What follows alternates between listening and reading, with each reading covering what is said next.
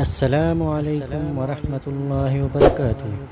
ہمارا YouTube channel درس قرآن و حدیث کو سبسکرائب کریں اور بیل آئیکن کو بھی دبائیں تاکہ ہمارے آنے والی نئی ویڈیو آپ تک پہنچ سکے۔ شکریہ۔ السلام علیکم ورحمۃ اللہ وبرکاتہ۔ درود شریف پڑھے۔ اللہم صلی علی محمد النبی الامی وعلی آلہ وسلم تسلیما۔ آج حدیث شریف میں بخاری اور مسلم شریف کی حدیث پڑھیں گے، جس کو حضرت ابو ہریرہ رضی اللہ عنہ نے روایت کیا ہے۔ حضرت ابو ہریرہ رضی اللہ تعالیٰ عنہ فرماتے کہ نبی علیہ السلام نے فرمایا، ایک آدمی نے دل میں کہا کہ میں آج ضرور مالی صدقہ کروں گا، چنانچہ اس نے صدقہ دیا تو کسی چور کے ہاتھ میں صدقہ کا مال تھما دیا۔ صبح کو لوگ باتیں کرنے لگے کہ ایک چور کو صدقہ دیا گیا۔ پھر اس آدمی نے کہا، اے اللہ، تمام تعریفوں کا تو ہی مستحق ہے، میں ضرور صدقہ دوں گا۔ چنانچہ اس نے پھر اپنے مال سے صدقہ کیا اور کسی زانی عورت کے ہاتھ میں تھما دیا۔ صبح کو پھر لوگ بات کرنے لگے کہ آج رات ایک زانیہ عورت کو صدقہ دیا گیا۔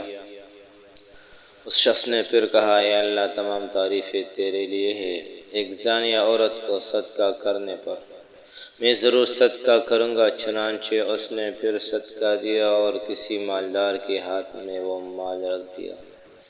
صبح ہوئی تو لوگ آپس میں کہنے لگے کہ ایک مالدار شخص کو صدقہ دیا گیا ہے۔ اس آدمی نے کہا، اے اللہ، تمام تعریفیں تیرے لیے ہے، ایک چور اور ایک زانیہ عورت اور مالدار کو صدقہ کرنے پر۔ پھر کوئی اس کے خواب میں آیا اور اس کو کہا گیا کہ تو نے جو چور کو صدقہ کا مال دے دیا تو ممکن ہے وہ چوری سے باز آ جائے، اور زانیہ عورت بھی ہو سکتا ہے کہ اپنی بدکاری سے باز آ جائے، اور مالدار بھی ممکن ہے کہ عبرت حاصل کرے اور اللہ کے دیے ہوئے مال سے خرچ کر دے۔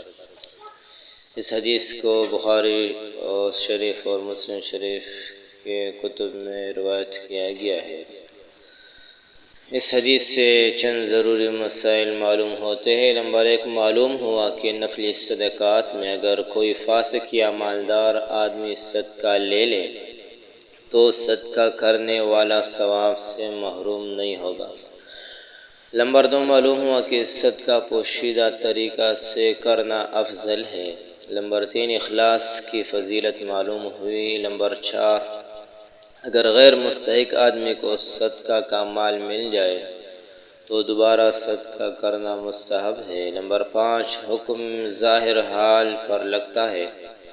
نمبر 6، قضاء و تقدیر پر راضی رہنا باعث فضیلت و برکت ہے اور ناخوش ہونا مذموم ہے۔ نمبر 7، سچے خواب مبشرات کا حصہ ہے جو نبوت کا 40واں حصہ ہے۔ وآخر دعوانا الحمدللہ رب العالمین۔ سبحان ربک رب العزت عما یصفون وسلام علی المرسلین والحمدللہ رب العالمین والسلام۔